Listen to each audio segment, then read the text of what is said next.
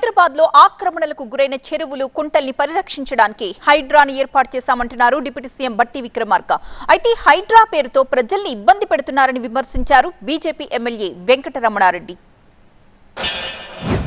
ఈరోజు హైదరాబాద్ నగరంలో మీరు ఆక్రమించినటువంటి చెరువుల్ని కుంటల్ని భూముల్ని అన్నిటిని కూడా తొలగించి హైదరాబాద్ నగరానికి ఒక అద్భుతమైనటువంటి నగరాన్ని అందించాలనేటువంటి ఆలోచనతో హైడ్రాని పెట్టి ఆక్రమించిన చెరువులన్నింటినీ తొలగించిన నగర ప్రజలకి కానుకగా ఇవ్వబోతా ఉన్నారు.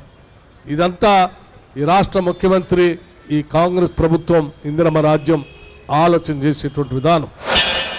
రాత్రికి రాత్రి ఆ దొర తీసుకున్న నిర్ణయాలు 10 సంవత్సరాలు ప్రజలను అతలాకుతం చేస్తే ఇవాళ ఈ రెడ్డి గారు తీసుకునే రాత్రికి రాత్రి నిర్ణయాలతోని మళ్ళీ బలయ్యేది ప్రజలేనా అనేది ఒక ప్రశ్న.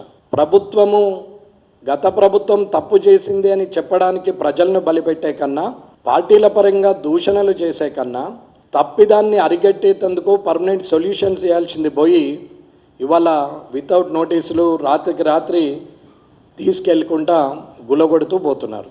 ఇల్లు గులగొట్టడమే ప్రథమమా, లేకుంటే అధికారి తప్పిదంగా ఇచ్చినటువంటి డాక్యుమెంటేషన్ ప్రకారంగా ఆయన సస్పెన్షన్ చేస్తారా, జైల్లో పెడతారా, ఏం చేస్తారు? డబ్బులు తీసుకొని పర్మిషన్ ఇచ్చినటువంటి అధికారిని ఏమీ చేయరా?